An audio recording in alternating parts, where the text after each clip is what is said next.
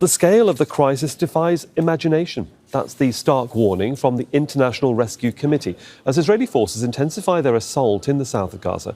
600,000 Palestinians are being forced to flee the southernmost city of Rafah in just 10 days. Now, this is an aerial shot of northwest Rafah on the 4th of May, 2 days before that Israeli action began. And this week, as you can see, most of the tents and shelters have been removed. But where have they gone? Well, this is one of the places in Khan Yunis, north from Rafah. On the 4th of May, there was not a tent to be seen. But this is Wednesday. As you can see, the number of tents has increased dramatically. So let's bring in our correspondent, Tarek Abu Azoum, who's in Deir al-Balah in central Gaza for us again. And Tarek, people do continue to leave Rafah, even as the Israelis attack, as we've already heard, in the north, because they're fighting Hamas apparently, but definitely where you are.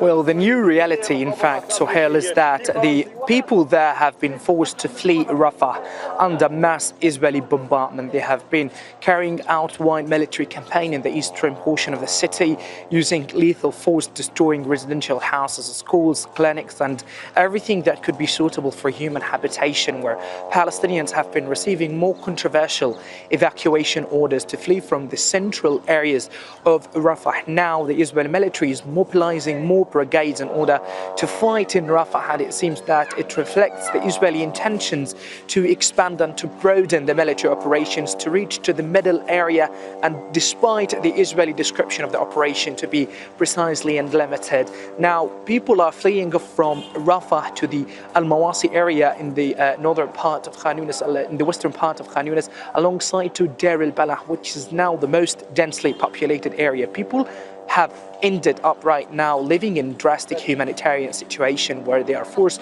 to live in makeshift tents that completely have no sign of hygiene facilities, and amid the growing rapid increase of the infectious diseases spread among Palestinians, who are right now experiencing more challenges in terms of getting food, water, new places of evacuation, where some families have fled from their houses for the 6th or the 7th time right now since the beginning of the conflict, where, as we have been talking to a number of locals, they have been saying that we are completely exhausted from being displaced, and we thought that when we evacuated to Rafah it would be our last trip of evacuation, but now it sounds to be like safety for us is a clear trap being used by the Israeli military to keep destroying what left from the Gaza Strip, and at the same time we have no hope that these ongoing battles on the ground can witness that kind of end within the coming days. Tarek Abu Azoum there for us in Deir al-Balah. Thanks very much for the update. We'll be keeping in touch with Tarek throughout the day. Make sure to subscribe to our channel to get the latest news from Al Jazeera.